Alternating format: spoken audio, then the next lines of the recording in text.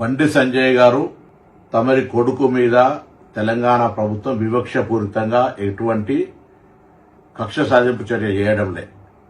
మీ పట్ల మీరు కేంద్ర మంత్రిగా మీరే స్వయంగా మీ కుమారుడిపై వచ్చిన ఆరోపణలను నిష్పక్షపాతంగా విచారణ చేయడానికి కోరాల్సింది. మీరు దాని మీద ఏదో కుట్ర చేస్తా ఉన్నారు, సానుభూతి కొరకనే ప్రయత్నం చేసే కంటే ఆ అమ్మాయి మిమ్మల్ని కలిసిన మాట వాస్తవమా కాదా, ఆ అమ్మాయితో బాబు తిరిగిన మాట వాస్తవమా కాదా, వాటిని నిరూపణ చేసుకోవడానికి ప్రయత్నం చేసి నిర్దోషిగా అయితే నిర్దోషిత్వం నిరూపించుకోండి. కానీ మీరు కేంద్ర హోంశాఖ సహాయ మంత్రి ఉండి ఒకవేళ పొరపాటు జరిగితే చట్టం తన పని తాను చేసుకుపోయే విధంగా ఉండాలని కోరుకుంటా ఉన్నా. ఇక్కడ ఎవరి పట్ల ఎవరికి తెలంగాణ ప్రభుత్వం వివక్ష లేదు. తెలంగాణ ఆడబిడ్డలను కాపాడే బాధ్యత ఈ ప్రభుత్వం మీద ఉంది.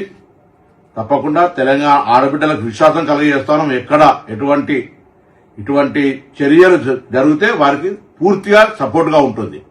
దాని తర్వాత నిన్న మొన్న కొంత మున్నూరు కాపు సంఘానికి సంబంధించిన నాయకులు కూడా ఏదో వివక్షపూరితంగా వ్యవహారం చేస్తామని చెప్తా ఉన్నారు. నాకున్న సమాచారం మేరకు ఆ అమ్మాయి కూడా సేమ్ మున్నూరు కాపు వర్గానికి సంబంధించిన అమ్మాయి అని తెలిసింది. కాబట్టి ఇందులో ఎవరిని బ్లేమ్ చేయడానికి వాడుతున్నటువంటి అంశం లేదు ఇందులో. కాబట్టి ఈ ముఖ్యమంత్రి గారు కూడా ఈ అంశం మీద విచారణకు ఆదేశించినారు. నిన్న ప్రధానమంత్రి గారి ప్రోగ్రాం ఉండడం వల్ల అందరూ కూడా అదే ఏరియాలో ఉండడం వల్ల కొంత ఒక రోజు ఆలస్యం ఉండొచ్చు. కానీ కన్సర్న్డ్ డీసీపీ లేడీ ఆఫీసర్ తోటి విచారణ కొనసాగుతోంది.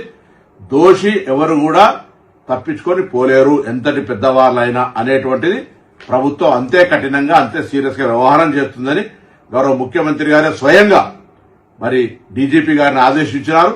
తప్పకుండా ఆ కుటుంబానికి కూడా తెలంగాణ ప్రభుత్వం తెలియజేస్తున్నాం. ఎటువంటి ఆందోళన విచారణలో ఏదైనా నాయకత్వ ఒత్తిడి జరిగి మార్పు జరుగుతుందని మీరు అపోహపడే అవసరం లేదు. తప్పకుండా ఇది ప్రజాస్వామ్యం.